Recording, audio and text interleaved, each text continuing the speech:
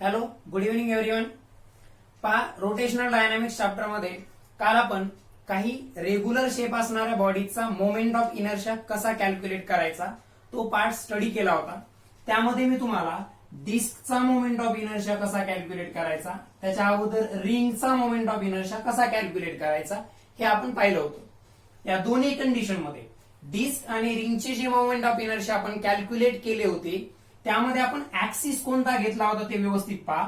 अशा प्रकारची जर रिंग असेल, हे त्या रिंगचं सेंटर ऑफ मास आहे, तर आपण अशा ऍक्सिस साठीचा मोमेंट ऑफ इनर्शिया कॅल्क्युलेट केलेला होता जो ऍक्सिस त्या डिस्कच्या किंवा रिंगच्या सेंटर ऑफ मास मधून पास झालेला होता आणि त्या रिंगच्या प्लेनला परपेंडिक्युलर. अशा प्रकारचा त्या रिंगचा किंवा डिस्कचा प्लेन असणार आहे. त्या रिंग किंवा डिस्कच्या सेंटर ऑफ मास मधून पास होणारा ऍक्सिस आणि त्या प्लेनला परपेंडिक्युलर असणाऱ्या ऍक्सिस साठी त्या पर्टिक्युलर डिस्क आणि रिंगचा मोमेंट ऑफ इनर्शिया आपण कॅल्क्युलेट केला होता. पहा, इकडे लक्ष द्या. मोमेंट ऑफ इनर्शिया फक्त बॉडी चेंज झाली तरच चेंज होईल असं नाहीये. म्हणजे तीच रिंग आहे, समजा ही एक सर्टन रिंग आहे, या रिंगचं मास m आहे आणि रेडियस r आहे. रिंगचं मास m आहे आणि रेडियस r आहे. हा जो ऍक्सिस आहे जो त्या रिंगच्या सेंटर ऑफ मास मधून पास झालाय, हा जो ऍक्सिस आहे जो त्या रिंगच्या सेंटर ऑफ मास मधून पास झालेला आहे, त्या ऍक्सिसच्या भोवती जर ती बॉडी रोटेट होत असेल, this is the axis of rotation. ज्या ऍक्सिसच्या भोवती ती बॉडी रोटेट होणार आहे त्याला आपण काय म्हणणार, ऍक्सिस ऑफ रोटेशन.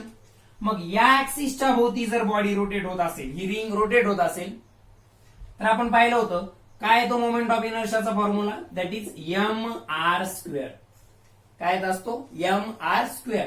ऍक्सिस जर बदलला, समजा या ऍक्सिस ऐवजी या ऍक्सिसच्या अबाउट जर ती रिंग त्या ठिकाणी रोटेट होत असेल, म्हणजे पूर्ण रिंगच या ऍक्सिसच्या भोवती, या पॉइंटच्या भोवती अशा प्रकारे काय व्हायला लागली, रोटेट व्हायला लागली, त्या कंडिशन मध्ये मोमेंट ऑफ इनर्शिया चेंज होईल. म्हणजे काय तर ऍक्सिस चेंज झाला म्हणजे मासचं डिस्ट्रीब्युशन चेंज होत आहे. पहा, जेव्हा हा ऍक्सिस होता मासचं डिस्ट्रीब्युशन हे अशा प्रकारे होतं, ऍक्सिसच्या या साईडला सुद्धा तेवढंच, या साईडला सुद्धा तेवढंच. परंतु जेव्हा तुम्ही हा ऍक्सिस घेता जो त्या रिंगला कसा आहे, टँजंट आहे, तेव्हा सगळंच्या सगळं मास या राईट साईडला आहे त्या ऍक्सिस साठी. म्हणजे moment of inertia changes, moment of inertia changes if axis of rotation changes. If axis of rotation changes, axis of rotation change झाला की मोमेंट ऑफ इनर्शिया सुद्धा काय होतो, चेंज होतो. मग आपण तर सध्या कोणत्या ऍक्सिस साठीचा मोमेंट ऑफ इनर्शिया कॅल्क्युलेट केला, जो ऍक्सिस त्या पर्टिक्युलर आपण आतापर्यंत या दोघांसाठीच पाहिले, डिस्क आणि रिंग. कोणत्या ऍक्सिस साठी, जो ऍक्सिस त्यांच्या सेंटर ऑफ मास मधून पास झालेला होता, किंवा सिम्पली आपण त्याला त्यांच्या सेंटर मधून पास झालेला होता असं म्हणू शकतो. कारण रेग्युलर जॉमेट्रिक शेप जर असतील तर त्यांचा जॉमेट्रिक सेंटर आणि त्यांचं सेंटर ऑफ मास एकाच पॉइंटला असतं, बरोबर आहे ना. रेग्युलर जॉमेट्रिक शेप असणाऱ्या बॉडी जसं की डिस्क असेल, रिंग असेल किंवा आणखी काही सिलेंडर असेल, अशा प्रकारच्या रेग्युलर जॉमेट्रिक शेप असणाऱ्या जर बॉडीज असतील तर त्यांचा जॉमेट्रिक सेंटर आणि सेंटर ऑफ मास एकाच पॉइंटला कोइन्साइड झालेला असतो. म्हणून आपण असं म्हणू शकतो की axis is passing through the centre or centre of मास. मग ऍक्सिस बदलल्यानंतर मोमेंट ऑफ इनर्शिया जो चेंज होतो तो कसा कॅल्क्युलेट करायचा, त्यासाठी आपल्याला दोन थेरम स्टडी करायचे. मॅथमॅटिक्सचे थेरम नाही येथे, फिजिक्स मधले रोटेशनल मोशन मधले थेरम आहेत. त्यातला एक थेरम आहे पॅरलल ऍक्सिस थेरम आणि दुसरा आहे परपेंडिक्युलर ऍक्सिस थेरम. एक आहे पॅरलल ऍक्सिस थेरम आणि दुसरा आहे perpendicular axis theorem. So one by one आपण ते थेरम स्टडी करणार आहोत. सो पहिल्यांदा आपण स्टडी करूयात, that is the parallel axis theorem. Actually आजचं लेक्चर या पॉइंट पासून आपलं स्टार्ट होतंय की आपण वेगवेगळ्या ऍक्सिस साठी मोमेंट ऑफ इनर्शिया कॅल्क्युलेट करण्यासाठीचे दोन थेरम स्टडी करणार आहेत. त्यात एक आहे पॅरलल ऍक्सिस थेरम. काय आहे, पॅरलल ऍक्सिस थेरम, आणि दुसरा आहे परपेंडिक्युलर ऍक्सिस थेरम. त्यातला पहिला पहा, का स्टडी करायचे ते थेरम, कारण आपल्या लक्षात आलंय तीच बॉडी जरी असेल दिलेली तरी ऍक्सिस ऑफ रोटेशन चेंज झाला तर मोमेंट ऑफ इनर्शिया काय होतंय, चेंज होते. मग दिलेल्या ऍक्सिस ऑफ रोटेशन साठी मोमेंट ऑफ इनर्शियाचा फॉर्म्युला वेगवेगळा असेल. म्हणजे ऍक्सिस सेंटर मधून पास होणारा असेल तर मोमेंट ऑफ इनर्शियाचा फॉर्म्युला वेगळा असेल. तो टँजेन्शियल असेल तर वेगळा असेल, तो त्याच पर्टिक्युलर डिस्कच्या किंवा त्या ऑब्जेक्टच्याच प्लेन मध्ये असेल तर तो वेगळा असेल. ठीक आहे. सो आता आपण जे स्टडी करतोय, we are going to study the parallel axis theorem. पहिल्यांदा आपण स्टडी करूया पॅरलल ऍक्सिस थिअरम. काय असतो पॅरलल ऍक्सिस थिअरम? पहिल्यांदा व्यवस्थित समजून घ्या. त्याला डिफाईन आपण शेवटला करणार आहे, जेव्हा आपण त्या ठिकाणी त्याचं कम्प्लीट डेरिव्हेशन त्याचा कम्प्लीट फॉर्म्युला फाइंड आउट करायचा आणि त्याच्यानंतर आपण त्याची डेफिनेशन स्टडी करणार. समजा एक बॉडी आहे, कोणत्याही शेपची आहे, सपोज इरेग्युलर शेपची, आणि तुम्ही एखाद्या प्रॅक्टिकल मेथडनं याचा सेंटर ऑफ मास ऑब्टेन केला. तो सेंटर ऑफ मास समजा या पॉइंटला आलेला आहे. हा जो पॉइंट मी इथं दाखवलेला आहे, हा पॉइंट सी, हा त्या बॉडीचा सेंटर ऑफ मास आहे. व्यवस्थित लक्षात घ्या, आपण स्टडी करतोय पॅरलल ऍक्सिस थिअरम. काय स्टडी करतोय आपण? Parallel axis theorem. आता ही एक इरेग्युलर शेपची बॉडी आहे. या बॉडीचं मास आहे suppose capital M. Capital M ना आपण या बॉडीचं मास डिनोट केलं. हा जो सी पॉइंट आहे, हा त्या बॉडीचा सेंटर ऑफ मास आहे आणि या सेंटर ऑफ मास मधून पास होणारा एक ऍक्सिस मी त्या ठिकाणी ड्रॉ करतोय. इकडे पहा, सी हा त्या बॉडीचा सेंटर ऑफ मास आहे आणि त्या बॉडीच्या सेंटर ऑफ मास मधून पास होणारा मी एक ऍक्सिस घेतलाय. अशा प्रकारे ती बॉडी ठेवलेली असेल कुठेतरी आणि त्याचा कुठेतरी मध्ये त्याच्या इंटेरियरलाच कुठेतरी सेंटर ऑफ मासचा पॉइंट असेल आणि त्या सेंटर ऑफ मासच्या पॉइंट मधून 3 डायमेन्शनल मध्ये इमॅजिन करा. आपण डायग्राम 2 डायमेन्शनली ड्रॉ केलेली. तो एक बॉडी आहे, त्या बॉडीचा काहीतरी सेंटर ऑफ मास आहे, त्यातून पास होणारा एक ऍक्सिस घेतलाय. आता समजा या ऍक्सिस साठीचा मला मोमेंट ऑफ इनर्शिया माहिती आहे की बॉडी जेव्हा या ऍक्सिसच्या भोवती रोटेट होते तेव्हा मोमेंट ऑफ इनर्शिया समजा आय सी आहे, म्हणजे सेंटर ऑफ मास मधून पास होणारा ऍक्सिस आहे म्हणून मी त्याला काय दिलं नाव? I C. समजा तुम्हाला आय सी माहितीये, जसं की आपण आता रिंगच्या कंडिशन मध्ये आपल्याला तो आय सी माहित होता, म्हणजे ही रिंग होती, ह्या रिंगचा सेंटर ऑफ मास आणि त्या सेंटर ऑफ मास मधून पास होणारा ऍक्सिस आहे. तर या ऍक्सिस भोवतीचा moment of inertia I C, याच्यासाठीचा मोमेंट ऑफ इनर्शियाचा फॉर्म्युला आपल्याला डायरेक्टली माहिती आहे रिंगचा, काय? M R square. तसं समजा या इरेग्युलर शेपच्या बॉडीसाठी सुद्धा तुम्हाला हा आय सी माहित आहे. म्हणजे काय? तर त्या बॉडीचा मोमेंट ऑफ इनर्शिया कधी, जेव्हा ती त्या सेंटर ऑफ मास मधून पास होणाऱ्या ऍक्सिसच्या भोवती रोटेट होत आहे तेव्हाचा मोमेंट ऑफ इनर्शिया तुम्हाला नोन आहे, माहित आहे. तो किती आहे? सिम्बॉल न दाखवतोय, तर तो समजा आहे आय सी. आता काय झालं, तुम्हाला एक त्या बॉडीवरतीच एक दुसरा पॉइंट आहे ओ, कुठेही आर्बिटरी पॉइंट आहे. सी हा सेंटर ऑफ मास आहे, परंतु मी एक पॉइंट घेतलाय ओ, एक आर्बिटरी पॉइंट म्हणजे कुठेही घेतला त्या बॉडीवरती. आता त्यामधून पास होणारा एक ऍक्सिस घेतला मी आणि तो जो ऍक्सिस आहे, आता कंडिशन काय महत्वाची पहा, तुम्ही कधी वापरू शकता पॅरलल ऍक्सिस थिअरम ते पाहायचे. आता या ऍक्सिस मधून पास होणारा जो या पॉइंट मधून पास होणारा जो ऍक्सिस आहे त्याच्या भोवती जेव्हा बॉडी रोटेट होत असेल तेव्हा मोमेंट ऑफ इनर्शिया समजा आय ओ आहे. आता कंडिशन काय आहे, हा आय सी तुम्हाला माहित आहे, आय ओ कॅल्क्युलेट करायचा आहे. म्हणजे सेंटर ऑफ मास मधून पास होणाऱ्या ऍक्सिसच्या अबाउट, सेंटर ऑफ मास मधून पास होणाऱ्या ऍक्सिसच्या अबाउटचा मोमेंट ऑफ इनर्शिया तुम्हाला नोन आहे, माहित आहे. मात्र एक आर्बिटरी पॉइंट ओ आहे ज्यातून पास होणाऱ्या ऍक्सिसच्या भोवती बॉडी रोटेट होत असतानाचा moment of inertia I O. म्हणजे कंडिशन मी तुम्हाला सांगतोय, आय सी आपल्याला नोन आहे, समजा माहित आहे, आणि हा आय ओ आपल्याला माहित नाहीये, अननोन आहे. कसा आहे? अननोन. जसं की तुम्हाला इथं आय सी माहिती आहे एम आर स्क्वेअर, परंतु इथं एखादा ऍक्सिस घेतला तर याच्यासाठीचा मोमेंट ऑफ इनर्शिया तुम्हाला माहित नाहीये. तो कॅल्क्युलेट करण्यासाठी पॅरलल ऍक्सिस थिअरम यूज करायचा. आय सी हा माहित आहे, आय ओ माहित नाहीये, आणि या दोन ऍक्सिस मधलं परपेंडिक्युलर डिस्टन्स आहे सपोज एच. या दोन ऍक्सिस मधलं परपेंडिक्युलर डिस्टन्स काय आहे? एच. आता पहिल्यांदा समजून घ्या, एक गोष्ट लक्षात आली की पॅरलल ऍक्सिस थिअरम तुम्ही यूज कधी करू शकता.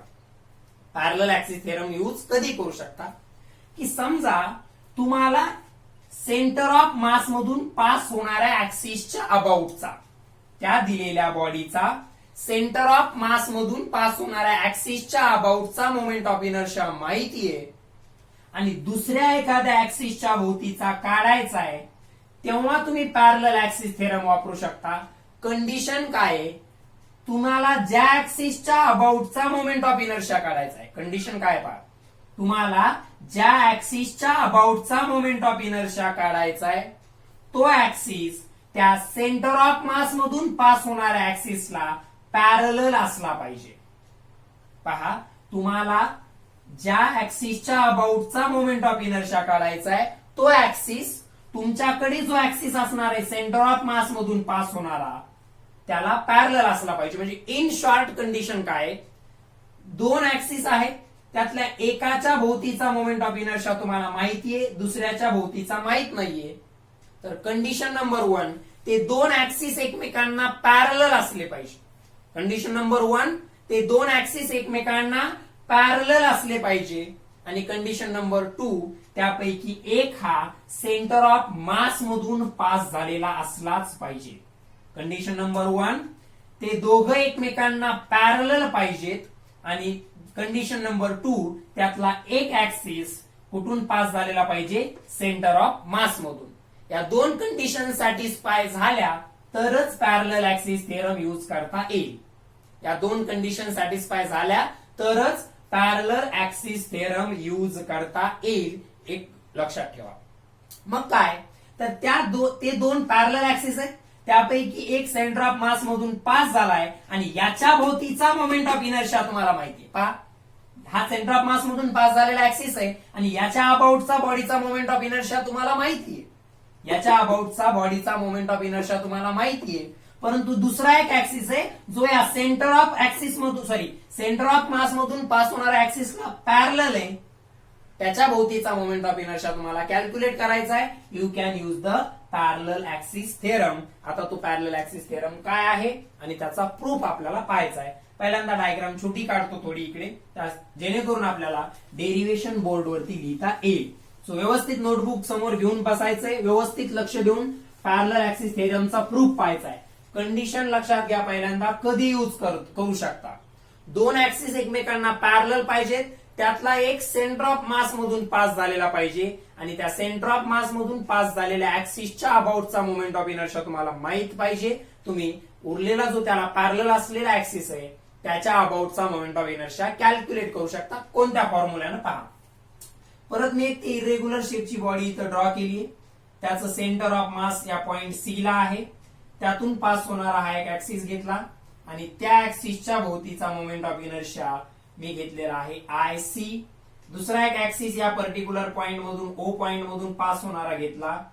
अशा प्रकारे त्या ओ पॉइंट मधून पास होणारा हा दुसरा ऍक्सिस, त्याच्या about moment of inertia I O घेतलेला आहे. या दोन ऍक्सिस एकमेकांना पॅरलल आहेत. हे दोन ऍक्सिस एकमेकांना पॅरलल आहेत आणि त्यांच्यातलं हे जे परपेंडिक्युलर डिस्टन्स आहे ते समजा एच आहे. त्यांच्यामधलं परपेंडिक्युलर डिस्टन्स एच आहे. आता पहा, या बॉडीचं मास आहे कॅपिटल एम. या बॉडीचं मास किती आहे, कॅपिटल एम. आता तुम्हाला हा माहिती आहे आय सी. तुम्ही या आय सी मध्ये जर हा एम एच स्क्वेअर ऍड केला तर तुम्हाला हा आय ओ मिळून जाईल. हा पॅरलल ऍक्सिस थेरम आहे. म्हणजे सेंटर ऑफ मास मधून पास होणारा जो ऍक्सिस आहे, सेंटर ऑफ मास मधून पास होणारा जो ऍक्सिस आहे त्याच्या भोवतीचा moment of inertia, about that ऍक्सिसचा moment of inertia plus product of mass of that body and the square of perpendicular distance between that two axis. Square of perpendicular distance between that two axis. म्हणजे तुम्हाला याच्या भोवतीचा moment of inertia माहिती I C, बॉडीचा mass माहिती M आणि त्या दोन ऍक्सिस मधलं डिस्टन्स माहिती एच. तर I C plus M H square न तुम्हाला हा आय ओ म्हणजे त्या दिलेल्या ऍक्सिसच्या अबाउटचा मोमेंट ऑफ इनर्शिया मिळेल. आपल्याला याचा प्रूफ पाहायचा आहे की I O equals to I C plus M H square कशा प्रकारे आलं त्याचा आपल्याला आता काय पाहायचा आहे, प्रूफ पाहायचा आहे. ते व्यवस्थित समजून घ्या. ठीक आहे, फायनली फॉर्म्युला मिळेल. त्यासाठी काय केलं मी, या बॉडीमध्ये कुठेतरी पॉइंट डी घेतला, त्या पॉइंट डी ला मास घेतलं डीएम. ठीक आहे, असं काल आपण थोडं डीएम मास घेतलं होतं. डीएम म्हणजे त्या बॉडीतलं एक छोटस पॉइंट घेतला, त्या पॉइंटचं मास घेतलं, ते आहे डीएम. आता काय केलं, या डीएम ला जॉईन केलं कुठपर्यंत, डीएम कोणत्या पॉइंटला आहे, डी पॉइंटला आहे, हे जॉईन करून घेतलं. सॉरी, व्यवस्थित लक्ष द्या काय केलं मी, हे तर आपण ऑलरेडी ड्रॉ केलं होतं. मी काय केलं, त्या बॉडीमध्ये कुठेतरी एक पॉइंट घेतला डी, त्या डी पॉइंटला इनफायनाइट स्मॉल मास घेतलं डीएम. आता हे जॉईन केलं मी, हे जॉईन केलं आणि इकडे याला जॉईन केलं पर्टिक्युलरली. ठीक आहे, व्यवस्थित पहा, इथं याला जॉईन केलं आणि इथं याला जॉईन केलं. आता काय करतो पुढे पहा, ही जी लाईन आहे याला एक्सटेंड करतो इकडं आणि डी पॉइंट मधून त्या लाईन वरती एक परपेंडिक्युलर मी त्या ठिकाणी ड्रॉ केलेला आहे. डी लाईन मधून एक परपेंडिक्युलर त्या ठिकाणी मी ड्रॉ केलेला आहे. कंप्लीट करून घेतो हे मी, पहा व्यवस्थित.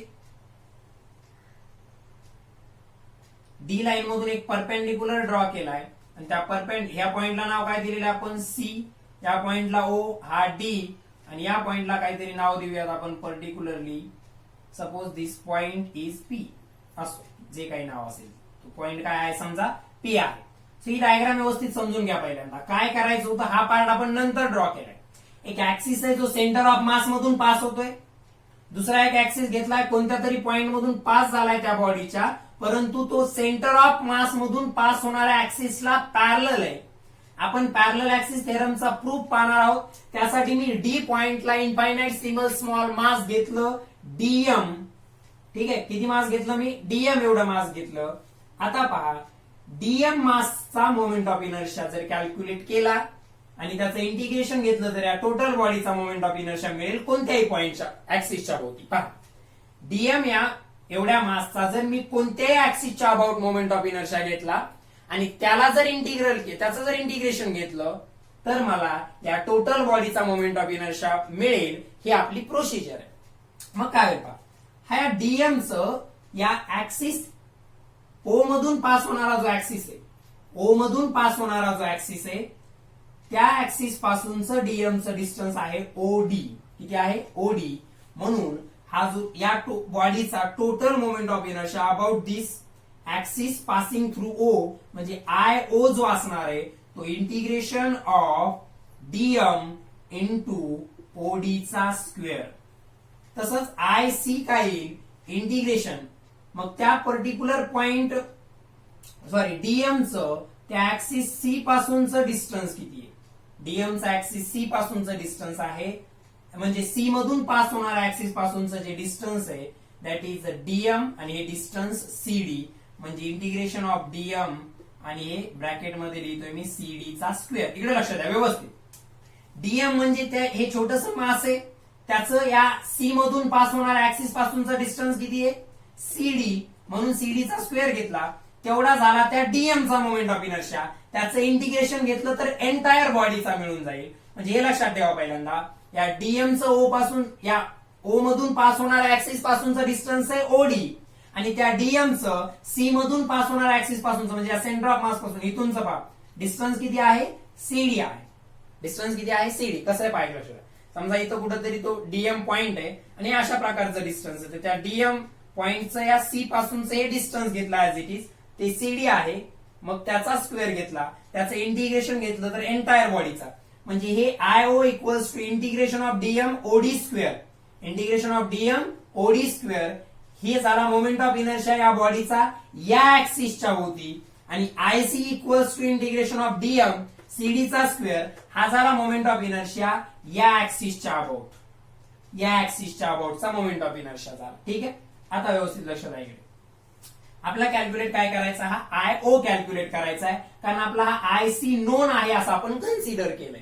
म्हणजे सेंटर ऑफ मास मधून पास होणाऱ्या ऍक्सिसच्या अबाउटचा मोमेंट ऑफ इनर्शिया नोन आहे असं आपण ऑलरेडी कन्सिडर केलंय. या त्याला पॅरलल असणाऱ्या आणि एक आर्बिटरी पॉइंट मधून पास होणाऱ्या ऍक्सिसच्या अबाउटचा moment of inertia I O आपल्याला या ऍक्सिस पॅरलल ऍक्सिस थेरमचा युज करून त्या ठिकाणी कॅल्क्युलेट करायचं. So I O equals to काय, integration of DM in bracket ओडीचा स्क्वेअर, ओडीचा स्क्वेअर ओडी. आता व्यवस्थित लक्षात घ्या, तुम्ही जर हा ट्रायंगल पाहिला ओपीडी, ओपीडी जर ट्रायंगल पाहिला, इकडे लक्षात घ्या, ओपीडी हा जर ट्रायंगल पाहिला तर या राईट अँगल ट्रायंगल मध्ये काय आहे, ओडी हायपोटेनस आहे. ओडी काय आहे? हायपोटेनस आहे. म्हणून पुढे काय येईल? IO equals to integration of DM as it is राहील ब्रॅकेट मध्ये ओडीचा स्क्वेअर. हा ट्रायंगल पहा, ओपीडी ट्रायंगल मध्ये पहा ओडीचा स्क्वेअर काय असेल? OP square plus DP square म्हणजे ओपी प्लस ओपीचा स्क्वेअर प्लस हे काय आहे पर्टिक्युलरली? डीपी. ओपीचा स्क्वेअर प्लस डीपीचा स्क्वेअर का? By using the Pythagoras theorem in triangle OPD. या ट्रायंगल ओपीडी मध्ये पायथागोरस थेरम जर युज केला तर ओडीचा स्क्वेअरला आपण रिप्लेस करू शकतो OP square plus DP square. ठीक आहे, पुढे पहा व्यवस्थित. याला डार्क करतोय परत, दिसत नसेल तर व्यवस्थित. एक minute, let me change the marker. So या पॉइंटला परत डार्क करतो थोडं, जेणेकरून तुम्हाला व्यवस्थित दिसेल बोर्डवरती जे ड्रॉ केलेले आहे ते. पॉइंटला नाव थोडे मोठे देतो. इथं मास घेतलेला आहे डीएम. कोणत्या पॉइंटला ते? डी. हा पॉइंट आहे ओ, हा पॉइंट आहे सी, हा पॉइंट आहे पी. ठीक आहे, आता लक्षात घ्या व्यवस्थित. ओडी स्क्वेअरला काय लिहिलं? OP square plus DP square. आता पहा ओपी म्हणजे काय आहे? ओपी म्हणजे काय तर ते ओसी प्लस सीपी आहे. हे जे ओपी डिस्टन्स आहे हे ओसी प्लस सीपी आहे. म्हणून पुढे त्याला सॉल्व्ह करत जायचं. IO equals to integration of DM in bracket ओपीच्या ऐवजी काय लिहिणार? OC plus CP. OC plus CP लिहिलं कशाच्या जागी? ओपीच्या जागी. ओपीला रिप्लेस केलं ओसी प्लस सीपी न, त्याचा स्क्वेअर प्लस हा डीपीचा square as it is bracket close. आता परत याला एक्सपांड करायचं. IO equals to integration of DM in bracket याचं expansion OC square plus CP square plus OC square plus CP square plus 2ओसी सीपी याचं expansion आहे OC square A square plus B square A plus B चा square A square plus B square plus 2ab OC square plus CP square plus 2ओसी CP plus हा DP square as it is bracket close. आता व्यवस्थित लक्षात घ्या. परत पाहायचो IO equals to काय आलं? याचा तर आणखी युजच केला नाही आपण. IO equals to integration of पहा हे डीएम मासचं पहिल्यांदा मोमेंट ऑफ इनर्शिया काय येईल? ते मास डीएम मल्टिप्लाइड बाय या ऍक्सिस पासूनचा त्याचा डिस्टन्स ओडी म्हणजे DM multiplied by OD square. या डीएमचा मोमेंट ऑफ इनर्शिया आला, त्याचं इंटिग्रेशन घेतलं तर या टोटल बॉडीचा मिळेल या ऍक्सिसच्या भोवती. ठीक आहे, त्याला ऍज इट इज लिहिलं. पुढे त्यात जे ओडी स्क्वेअर होतं त्याला रिप्लेस केलं बाय युझिंग पायथागोरस थेरम. कशानं? हे ओपी स्क्वेअर प्लस डीपी स्क्वेअरनं. परत त्या ओपीला कशानं रिप्लेस केलं? OC plus CP. त्याला एक्सपांड करून आपण इथपर्यंत पोहोचलेलो आहोत. आता हा छोटा ट्रायंगल कन्सिडर करा, राईट अँगल ट्रायंगल सीपीडी. तुम्ही जर CPD triangle right angle triangle मध्ये या सीपीडी या राईट अँगल ट्रायंगल मध्ये जर पायथागोरस थेरम यूज केला तर तुमच्या लक्षात येईल CP square plus DP square. CP square plus DP square. इकडे लक्ष द्या. हा छोटा राईट अँगल ट्रायंगल पहा. आता मोठ्याचं काम झालंय. कोणता? हा सीपीडी या राईट अँगल ट्रायंगल मध्ये सीपीडी या राईट अँगल ट्रायंगल मध्ये सीपी स्क्वेअर प्लस डीपी स्क्वेअरला आपण सीडी स्क्वेअर न रिप्लेस करू शकतो. हा छोटा राईट अँगल ट्रायंगल सीपीडी मध्ये सीडी हा काय झाला? सीपीडी मध्ये सीडी हा काय झाला? हायपोटेनस झाला. म्हणून आपण सीपी स्क्वेअर प्लस डीपी स्क्वेअरला म्हणजे हे CP square plus DP square या दोघांना मिळून कशाला रिप्लेस करू शकतो? CD square. तेवढंच करतोय सध्या. This IO equals to integration of DM in bracket हा OC square as it is plus हे 2ओसी सीपी सुद्धा ऍज इट इज 2ओसी सीपी सुद्धा ऍज इट इज आहे plus CP square plus DP square. CP square plus DP स्क्वेअरच्या ऐवजी आपण लिहिणार आहोत CD square.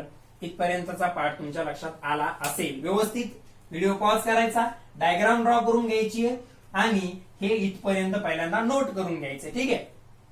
IO equals to integration DM OC square plus 2ओसी सीपी प्लस सीडी स्क्वेअर. काहीच नाही. पहिल्यांदा या काय केलं आपण? इथं दोन ट्रायंगल बनवले, थोडं कन्स्ट्रक्शन केलं.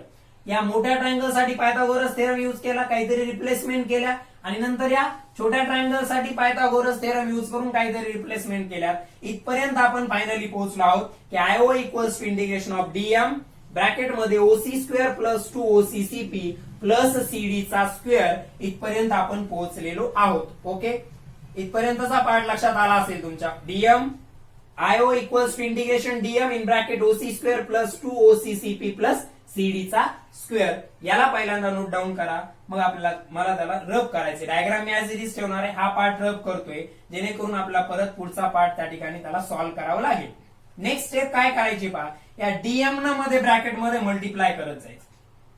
डीएम न काय करत जायचं आहे, ब्रॅकेट मध्ये मल्टिप्लाय करत जायचं आहे. कोणी, या डीएम न याला मल्टिप्लाय करायचं, याला मल्टिप्लाय करायचं, याला मल्टिप्लाय करायचं. ठीक आहे, लक्षात येते.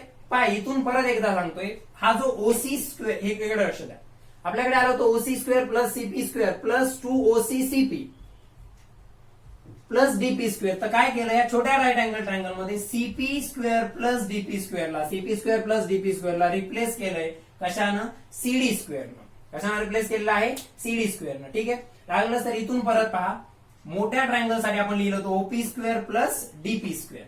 ओडी स्क्वेअरच्या जागी लिहिलं होतं OP square plus DP square. त्यातल्या ओपीला रिप्लेस केलं ओसी प्लस सीपी न. ओसी प्लस सीपी चा स्क्वेअर आला ब्रॅकेटचा, त्याला एक्सपांड केलं. हा DP square as it is आला. परत या छोट्या राईट अँगल ट्रायंगल मध्ये पायथागोरस वापरला. सीपी स्क्वेअर प्लस डीपी स्क्वेअरला रिप्लेस करू शकलो आपण सीडी स्क्वेअरनं. इथपर्यंतचा पार्ट आला. पुढे OC square as it is लिहिलं. सीपी स्क्वेअर प्लस डीपी स्क्वेअरच्या ऐवजी, सीपी स्क्वेअर प्लस डीपी स्क्वेअरच्या ऐवजी आपण काय लिहिलं, CD square as it is त्या ठिकाणी लिहिलेलं आहे. आता आपल्याकडे एवढा पार्ट खाली शिल्लक राहिलेला आहे की I O equals to integration DM bracket मध्ये OC square plus 2OCCP plus CD चा स्क्वेअर. हे त्या ठिकाणी लक्षात आला असेल. इथपर्यंत पहा व्यवस्थित. डायग्राम ऍज इट इज ठेवतोय मी. हा पार्ट रब करणार आहे कारण आपल्याला त्याला पुढे सॉल्व्ह करायचं आहे. ठीक आहे, सो याला रब करतोय. जे फायनल इक्वेशन, फायनल आणखी आपण पोहोचलेलो नाही, परंतु जी शेवटची स्टेप आहे आपली त्याला ऍज इट इज ठेवतो आणि त्याला पुढे आपण सॉल्व्ह करण्याचा प्रयत्न करूया. आता पुढची स्टेप आपली आहे, इथून आपण स्टार्ट करतोय वरती. हा I O equals to DM न सगळ्यांना मल्टिप्लाय करायचं. Integration of DM into OC चा स्क्वेअर प्लस डीएम न मध्ये मल्टिप्लाय करत जायचं.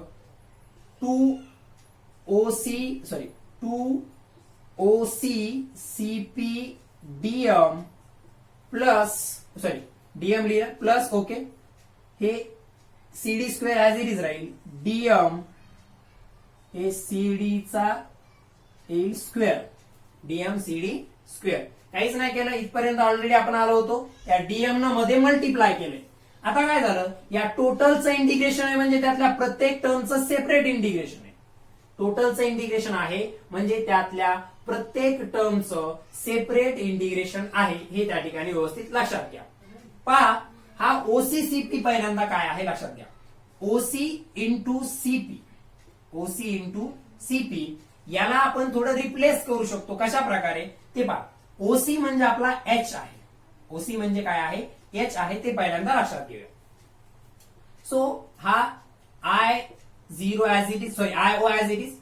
आता DM OC square, DM OC square काय आहे, तर डीएम म्हणजे काय, हा डीएम आणि ओसी पहा. ओसी म्हणजे काय, इथून इथपर्यंतचं डिस्टन्स एच. तर मी काय केलं, हे इंटिग्रेशन सेपरेटली लिहितो पहिल्यांदा. इंटिग्रेशन मध्ये डीएम ऍज इट इज लिहिलं. ओ टू सी डिस्टन्सला आपण ऑलरेडी त्या दोन ऍक्सिस मधलं डिस्टन्स म्हटलं होतं, ते काय आहे, एच आहे. म्हणून ते एच ऍज इट इज घेतलं. ओसीचा स्क्वेअर असल्यामुळे त्या एच चा पण स्क्वेअर आला प्लस इंटिग्रेशन मध्ये हे 2OCच्या जागी परत इथं एच पुट केलं मी into CP into DM as it is plus याचं इंटिग्रेशन डीएम सीडी स्क्वेअर अशा प्रकारे आलं. ठीक आहे, आता यातल्या प्रत्येकाला इंडिव्हिज्युअली आपण सॉल्व्ह करणार आहोत. पहा, सो येईल I O equals to integration, हे डीएमचं इंटिग्रेशन येईल. एच म्हणजे दोन ऍक्सिस मधलं डिस्टन्स आहे. एच म्हणजे दोन ऍक्सिस मधलं डिस्टन्स आहे. त्याला इंटिग्रेशनच्या बाहेर घ्यायचं कारण ते बदलणार नाही, ते कॉन्स्टंट आहे. म्हणजे एच चा स्क्वेअर ऍज इट इज बाहेर घेतला, इथं इंटिग्रेशन मध्ये शिल्लक राहिलं डीएम प्लस इथं हे 2h जे आहे ते कॉमन घेऊ शकता तुम्ही, सॉरी इंटिग्रेशनच्या बाहेर घेऊ शकता कारण ते कॉन्स्टंट आहे. सो हे 2h इंटिग्रेशनच्या बाहेर आलं, इंटिग्रेशन मध्ये शिल्लक राहिलं डीएम इंटू सीपी. डीएम म्हणजे ते मास आणि सीपी म्हणजे डिस्टन्स प्लस आता लक्षात घ्या हा DM CD square, integration of DM CD square, integration of DM CD square म्हणजे काय आहे आयसी आहे. पहा इंटिग्रेशन डीएम सीडी स्क्वेअर हे काय आहे आयसी आहे, म्हणजे याच्या जागी आपण आयसी पुट करू शकतो. काय पुट केलं आयसी पुट केलं. आता व्यवस्थित पहा याला सॉल्व्ह करायचे, याला सॉल्व्ह करायचे, याच्या जागी तर ऑलरेडी आयसी आलेला आहे. आता पहा आय ओ इक्वल्स टू हा H square as it into integration of DM, या छोट्याशा मासचं इंटिग्रेशन, बॉडीवरती एक इन्फायनाइट स्मॉल मास डीएम घेतलंय, त्याचं इंटिग्रेशन घेतलं तर तुम्हाला त्या बॉडीचं काय मिळेल total mass capital M as it is लिहिलं प्लस आता याचं सोल्युशन 2h इंटू याचा आन्सर 0 येतं by the rule of centre of mass plus IC. आता सगळ्यात महत्वाचा प्रश्न पडला हे 0 का बरं आलं. पहा डीएम म्हणजे हे मास आणि हे सीपी म्हणजे परपेंडिक्युलर डिस्टन्स. म्हणजे पहा या लाईनवरती जो परपेंडिक्युलर ड्रॉ केलेला आहे त्या परपेंडिक्युलर पासून सेंटर ऑफ मासचं डिस्टन्स, सॉरी डीएम पासून एक परपेंडिक्युलर त्या एक्सटेंडेड लाईन वरती ड्रॉ केला तर हे सीपी आणि डीएम म्हणजे पहा मास मल्टिप्लाइड बाय डिस्टन्स आहे, मास मल्टिप्लाइड बाय डिस्टन्स. बट कोणत्या पॉइंटचं डिस्टन्स आहे सीपी म्हणजे सेंटर ऑफ मासचं डिस्टन्स आहे. तर कधी लक्षात घ्या सेंटर ऑफ मासच्या अबाउट त्या बॉडीचे जे पार्टिकल्स आहेत त्यांचं मास मल्टिप्लाइड बाय डिस्टन्स. कारण सेंटर ऑफ मास म्हणजे कसा पॉइंट आहे ज्या पॉइंटला त्या बॉडीचं एंटायर मास कॉन्सन्ट्रेटेड झालेले असं आपण कन्सिडर करतो. सेंटर ऑफ मास म्हणजे असा पॉइंट आहे ज्या पॉइंटला त्या बॉडीचं एंटायर मास कॉन्सन्ट्रेट झालेला आहे, म्हणजे ज्याच्या भोवती आपण डिस्ट्रीब्युशन कसं सिमेट्रिक आहे असं कन्सिडर करतो. म्हणजे by the symmetry and the concept of centre of मास प्रत्येक पार्टिकलचं मास मल्टिप्लाइड बाय तुम्ही जे डिस्टन्सचा प्रोडक्ट घ्याल त्याचं जे मोमेंट आहे मास मोमेंट म्हणतो आपण त्याला, काय म्हणतो मास मोमेंट, ते 0 येतं अबाउट द सेंटर ऑफ मास. एवढं लक्षात ठेवा या बॉडीसाठी जे तुम्ही छोटे छोटे डीएम घ्याल तर त्या डीएम मल्टिप्लाइड बाय असे जर डिस्टन्स घेतलं तुम्ही तर ते त्या दोघाचा जो प्रोडक्ट येणार आहे तो about the centre of mass 0च येणार आहे. म्हणजे ही टर्म 0 झाली, ही टर्म काय झाली 0. म्हणजे I O equals to IC plus हा एम एच स्क्वेअर हा पॅरलल ऍक्सिसचा फॉर्म्युला आपल्याला थेरमचा फॉर्म्युला आपल्याला मिळालेला आहे. परत इथून सांगतोय अगोदरचं रिपीट केलं होतं. इथं जी आपली लास्ट स्टेप आली होती जे मी रब करण्याच्या अगोदर त्यात पुढे काय आपण केलं डीएम न सगळ्या टर्मला मल्टिप्लाय केलं. मग डीएम न मल्टिप्लाय करून पुढची स्टेप ओसी म्हणजे त्याच्या जागी त्या दोन ओसी म्हणजे त्या दोन ऍक्सिस मधला डिस्टन्स आहे ज्याला आपण एच न डिनोट केलं, तो एच पुट केला, पुढे हे ओसीच्या जागी परत इथे एच पुट केला, हे integration DM CD square as it is ठेवलं. इथून एच स्क्वेअर इंटिग्रेशनच्या बाहेर घेतला कारण तो कॉन्स्टंट आहे. म्हणजे डीएमचं इंटिग्रेशन, डीएम म्हणजे इन्फायनाइट स्मॉल मास आहे त्याचं इंटिग्रेशन घेतलं तर त्या बॉडीचं एंटायर मास मिळेल कॅपिटल एम प्लस हा 2h as it is integration of DM into CP हे मास मल्टिप्लाइड बाय हे distance centre of mass point P पासून सेंटर ऑफ मास पर्यंतचं डिस्टन्स याचा जो तुम्हाला प्रोडक्ट येणार आहे पर्टिक्युलरली तो सगळ्या पॉइंट साठीचा जर तुम्ही क्लॉकवाईज अँटी क्लॉकवाईज अशा प्रकारे ऍड केलं तर त्याचा आन्सर 0 येत असतं. मास मोमेंट म्हणायचं, मास मल्टिप्लाइड बाय डिस्टन्स, त्याला मास मल्टिप्लाइड बाय परपेंडिक्युलर डिस्टन्स, त्याला मास मोमेंट असं म्हटलं जातं. जे पर्टिक्युलरली काय असतं सगळ्या पार्टिकलचं जर घेतलं तर रिझल्टंट त्याचा 0 येणार एवढं लक्षात ठेवा. प्लस हे पहा हे integration DM CD square already आपण पाहिलं त्याला आयसी म्हटलं आपण आयसी म्हणजे आपला फॉर्म्युला मिळाला IO equals to IC plus M H चा स्क्वेअर. म्हणजे तुम्हाला जर आयसी म्हणजे सेंटर ऑफ मास मधून पास होणारा ऍक्सिस, सेंटर ऑफ मास मधून पास होणाऱ्या ऍक्सिसच्या भोवतीचा मोमेंट ऑफ इनर्शिया माहित असेल, त्या बॉडीचं मास माहित असेल आणि त्या दोन ऍक्सिस मधलं डिस्टन्स माहित असेल तर दुसरा जो ऍक्सिस दिलाय जो त्या सेंटर ऑफ मास मधून पास होणाऱ्या ऍक्सिसला पॅरलल आहे त्याच्यासाठीचा मोमेंट ऑफ इनर्शिया तुम्ही कॅल्क्युलेट करू शकता. ठीक आहे. So this is the derivation of the parallel axis theorem. कोणतं डेरिव्हेशन आपण कंप्लीट केलेलं आहे? पॅरलल ऍक्सिस थेरमचं. ठीक आहे. सो व्यवस्थित याला पहिल्यांदा नोटबुक मध्ये नोट करून घ्यायचं. मी सांगतानाचे प्रत्येक पॉइंट नोटबुक मध्ये लगेच नोट नाही करायचं. पहिल्यांदा सगळा जो डेरिव्हेशन आहे सगळं पाहायचं, परत त्याला व्हिडिओला बॅक घेऊन त्याला मग नंतर पॉज करून नोट करायचे. कारण नोट करून घेण्याच्या अगोदर कोणत्या पॉइंटला मी कशानं रिप्लेस केलंय, सिंपल जॉमेट्री या ठिकाणी वापरलेली आहे. आणि ते एक छोटीशी कन्सेप्ट की integration of mass multiplied bye हे जे डिस्टन्स असणार आहे ते फायनली आन्सर 0 येणार आहे. एवढं त्या ठिकाणी लक्षात ठेवा. हा झाला पॅरलल ऍक्सिस थेरम. आता याचं ऍप्लिकेशन काय तुमच्या खूप लवकर लक्षात येईल कशा प्रकारे. ठीक आहे, आपण त्याचं लगेच एखादं ऍप्लिकेशन घेऊयात जेणेकरून तुमच्या ते लक्षात येईल की या पॅरलल ऍक्सिस थेरमचं नेमकं काम काय आहे ते. ठीक आहे, ते पाहूयात आपण फॉर्म्युला पहिल्यांदा मी लिहितोय. काय आला आपल्याकडे तर IO म्हणजे कोणत्याही एखाद्या ऍक्सिसच्या भोवतीचा मोमेंट ऑफ इनर्शिया जो या सेंटर ऑफ मास मधून पास होणाऱ्या ऍक्सिसला पॅरलल असेल त्यासाठीचा हा फॉर्म्युला. आता याचा वापर कसा करायचा ते पहा. हा जो इथं आपण पर्टिक्युलरली डेरिव्हेशन हा फॉर्म्युला मिळवला पॅरलल ऍक्सिस थेरम साठीचा, मग त्याचा वापर कसा करायचा पहा. कालच आपण एक्झाम्पल घेऊ. समजा एक रिंग आहे आणि या रिंगची रेडियस R आहे. रिंगची रेडियस किती? R. हा सेंटर ऑफ मास मधून पास होणारा ऍक्सिस आहे. याच्या भोवतीचा मोमेंट ऑफ इनर्शिया IC आपल्याला माहिती काय असतो? रिंग साठी mr² असतो. काय असतो? mr². आणि तुम्हाला विचारलं की त्या सेंटर ऑफ मास मधून पास होणाऱ्या ऍक्सिसला पॅरलल असणारा आणि त्या रिंगला टँजेन्शियल असलेला एक ऍक्सिस घेतला. मी कसा ऍक्सिस घेतलाय? या सेंटर ऑफ मास मधून पास होणाऱ्या ऍक्सिसला पॅरलल असलेला आणि त्या रिंगला टँजंट असलेला एक ऍक्सिस घेतला. आता तुम्हाला या ऍक्सिस भोवतीचा मोमेंट ऑफ इनर्शिया माहित होता, तुम्हाला या टँजेन्शियल ऍक्सिसच्या अबाउटचा मोमेंट ऑफ इनर्शिया विचारला. समजा या टँजेन्शियल ऍक्सिसच्या अबाउटचा मोमेंट ऑफ इनर्शिया जर तुम्हाला विचारला तर कसं कॅल्क्युलेट करणार हा फॉर्म्युला पहा. मग याच्या अबाउटचा, या टँजेन्शियल ऍक्सिसच्या अबाउटचा मोमेंट ऑफ इनर्शिया समजा तो काय आहे ना, सिम्बॉल समजा मी टँजंट आहे म्हणून त्याला IT न डिनोट केलं. सो IT इक्वल्स टू काय?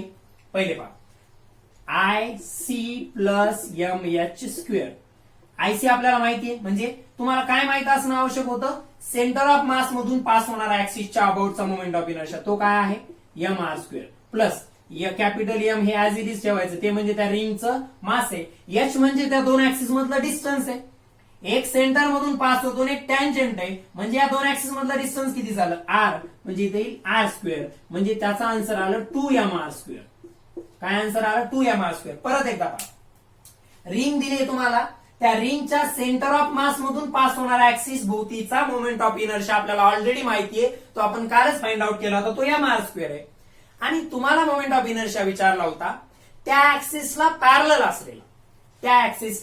पॅरलल असलेला परंतु त्या रिंगला टँजंट असलेला एक ऍक्सिस आहे. त्या ऍक्सिसला पॅरलल आणि रिंगला टँजेन्शियल असलेला एक ऍक्सिस आहे, त्याच्या अबाउटचा रिंगचा moment of inertia formula use केला. ठीक आहे, सिम्बॉल चेंज होऊ शकतात.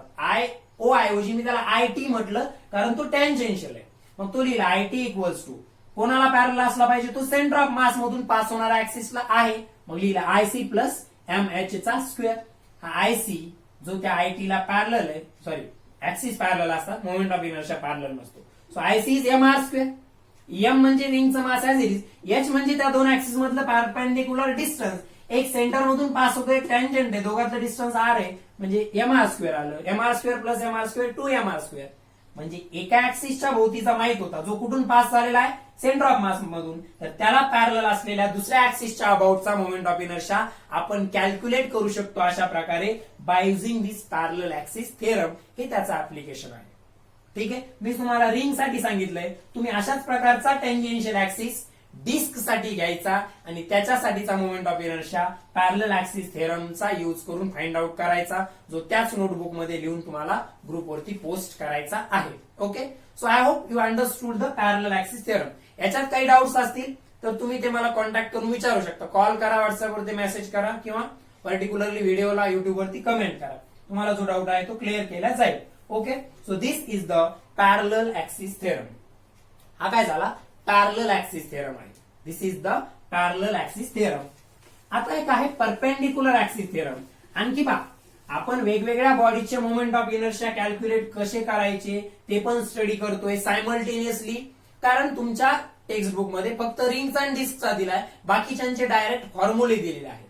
ठीक आहे, एकदा का तुम्हाला मोमेंट ऑफ इनर्शिया इंटिग्रेशनच्या मेथडनं, त्यासाठी बॉडीज इंटिग्रेबल असल्या पाहिजे. इंटिग्रेबल म्हणजे कशा, तर रिंगचा माहित असेल तर रिंग कन्सिडर करून अशा लार्ज नंबर ऑफ रिंगची डिस्क बनली म्हणजे disc is a integration of ring. Disc is a integration of ring. Cylinder is a integration of disc. अशा प्रकारे माहित असणं आवश्यक आहे. ते पहा, एक सिंपल पहा, एक सिलेंडर आहे अशा प्रकारचा, एक अशा प्रकारचा सिलेंडर आहे आणि या सिलेंडरच्या सेंटर ऑफ मास मधून पास होणारा ऍक्सिस आहे. त्याच्या भोवतीचा मोमेंट ऑफ इनर्शिया आपला कॅल्क्युलेट करायचा आहे आय सी.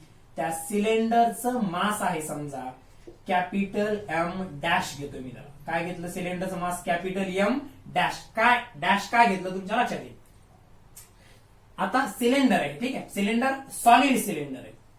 कसं सिलेंडर आहे, सॉलिड सिलेंडर म्हणजे भरीव आहे, म्हणजे इथं सगळीकडे मटेरियल आहे.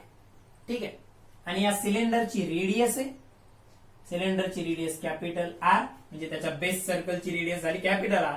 आणि समजा त्या सिलेंडरची जी हाईट आहे, तुम्ही मेन्शुरेशन 10th स्टँडर्डला स्टडी केले, त्यामध्ये तुम्हाला अशा प्रकारचं सिलेंडर माहित असेल.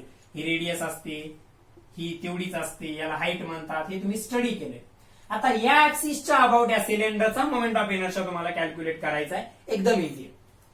एक डिस्क आहे, त्या डिस्कवर दुसरी डिस्क ठेवली, त्याच्यावर दुसरी डिस्क ठेवली. अशा प्रकारच्या डिस्क जर तुम्ही, म्हणजे सिलेंडरला जर तुम्ही अशा प्रकारचं हे सिलेंडर आहे आणि या सिलेंडरला नंबर ऑफ पार्ट्स मध्ये जर डिवाइड केलं अशा प्रकारच्या, तर ते नंबर ऑफ पार्ट्स मध्ये डिवाइड केलं तर तुम्हाला काय मिळेल, तर एक अशा प्रकारची इथपर्यंत डिवाइड केलं तर हे काय मिळतील, तर हे छोटे छोटे सिलेंडर, म्हणजे याला आपण डिस्क म्हणणार आहे.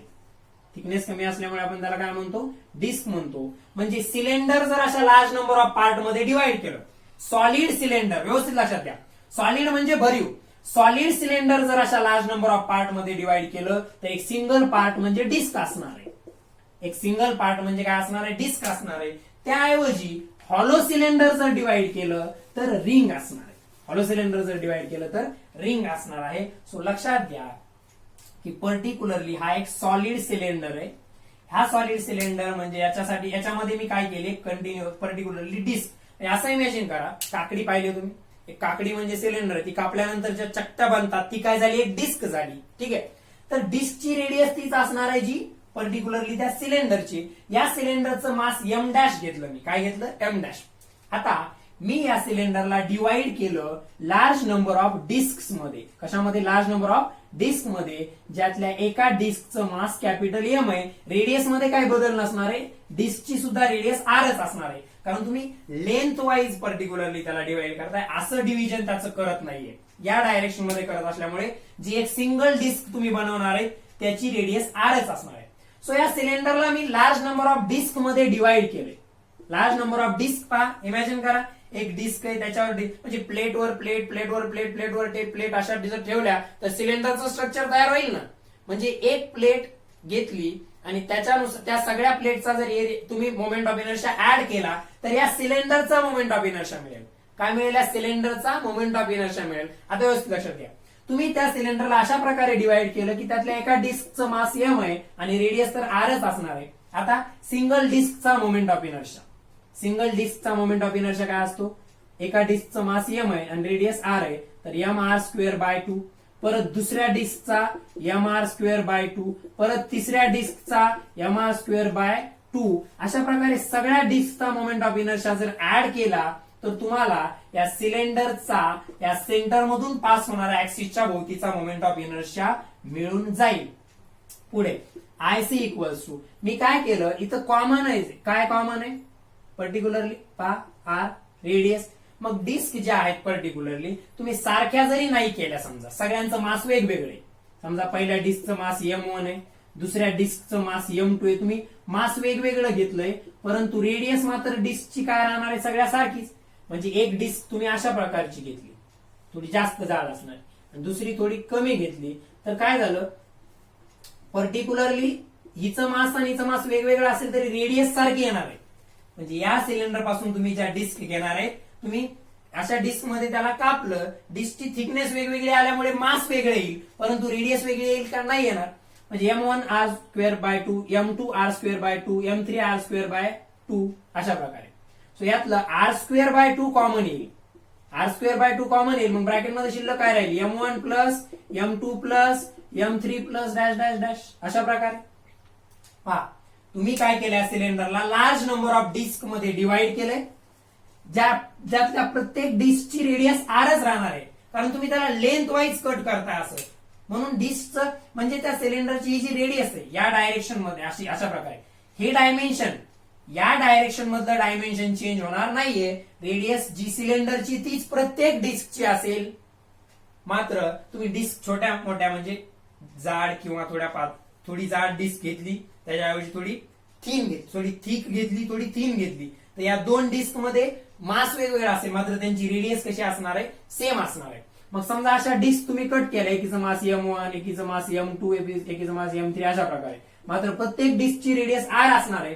मग पहिल्या डिस्कचा मोमेंट ऑफ इनर्शिया m1r²/2, दुसऱ्याचा m2r²/2, तिसऱ्याचा m3r²/2 असं जेवढ्या डिस्क आहेत.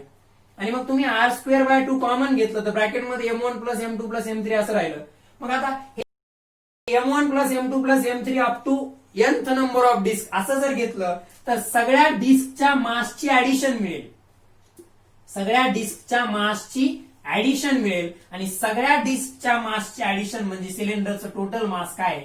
m डॅश किंवा mच घ्या, आपण m1 m2 इकडे घेतले, सिलेंडरचा मास आहे समजा m, सिलेंडरचा मास किती आहे? m. आणि m1 हे पहिल्या डिस्कचं मास, m2 दुसऱ्या डिस्कचं, m3 अशा सगळ्या डिस्कच्या मासची ऍडिशन म्हणजे सिलेंडरचं टोटल मास, म्हणजे आलं mr²/2. म्हणजे फॉर्म्युला जो डिस्क साठी आहे तोच सिलेंडर साठी. ऑब्व्हियसली वेगळं काय, डिस्कचं मास वेगळं असेल, सिलेंडरचं मास, पण फॉर्म्युला काय? मास मल्टिप्लाइड बाय रेडियसचा square divided by 2. Mass multiplied by रेडियसचा स्क्वेअर डिवायडेड बाय 2.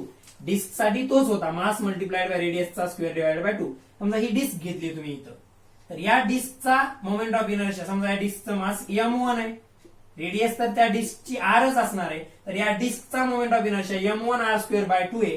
टोटल सिलेंडरचा मास कॅपिटल एम आहे, त्याचा mr²/2 आहे. म्हणजे फॉर्म्युला मासेस त्यांचे वेगवेगळे असतील, डिस्कचं मास वेगळं असेल, सिलेंडरचं वेगळं असेल, जे काय असेल ते, परंतु फॉर्म्युला जो आहे मोमेंट ऑफ इनर्शिया कॅल्क्युलेट करायचा तो डिस्क साठी आणि सॉलिड सिलेंडर साठी सेम आहे. कोणत्या ऍक्सिस मधून, कोणत्या ऍक्सिस भोवतीचा मोमेंट ऑफ इनर्शिया घेतला आपण?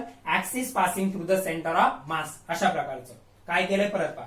सिलेंडरला लार्ज नंबर ऑफ डिस्क मध्ये कट केलं, कारण सिलेंडर जर कट केलं लेंथ वाईज तर तुम्हाला डिस्क मिळतील. वेगवेगळ्या मासच्या घेतल्या तुम्ही, समजा m1 m2 m3 वेगवेगळ्या मासच्या, मात्र तुम्ही असं कट करत असल्यामुळे या डायरेक्शनचं डायमेन्शन म्हणजे रेडियस सगळ्या डिस्कची सेम असेल. सगळ्या डिस्कचा मोमेंट ऑफ इनर्शिया ऍड केला, त्यातला r²/2 कॉमन घेतलं, उरलं मासेसची ऍडिशन. सगळ्या डिस्कच्या मासची ऍडिशन म्हणजे सिलेंडरचा मास मिळेल, म्हणजे सिलेंडरचा मास m घेतलं, हा mr²/2 हा या सिलेंडरचा मोमेंट ऑफ इनर्शिया आला. असं तुम्हाला इंटिग्रेबल ज्या बॉडी आहेत एकावरून दुसरं त्यांचे मोमेंट ऑफ इनर्शिया कॅल्क्युलेट करता आले पाहिजे. आज आपण एक कन्सेप्ट पाहिली, पॅरलल ऍक्सिस थेरम आणि सिलेंडर साठीचा मोमेंट ऑफ इनर्शिया. उद्या आपण परपेंडिक्युलर ऍक्सिस थेरम आणि रेडियस ऑफ गायरेशन या दोन कन्सेप्ट पाहणार आहेत. परपेंडिक्युलर ऍक्सिस थेरम आणि रेडियस ऑफ गायरेशन. सो याचा व्यवस्थित स्टडी करा. जोपर्यंत सगळ्यांच्या नोट्स येणार नाहीत तोपर्यंत मी नेक्स्ट व्हिडिओ पोस्ट करत नाही, हे तुमच्या आता लक्षात आलं असेल. सो आजचा लेक्चर व्यवस्थित पहा, त्याच्या क्वेरीज काय असतील ते विचारा, व्यवस्थित नोट्स काढा आणि व्यवस्थित स्टडी करा. ठीक आहे. या चॅप्टरवरती काही एमसीक्यूज मध्ये काही जणांना डाऊट्स आहेत, तर ते आपण पूर्ण चॅप्टर कंप्लीट झाल्यावरती पाहणार आहोत. ठीक आहे. सो आजचं लेक्चर आपण इथंच कन्क्लूड करत आहोत. Okay, thank you.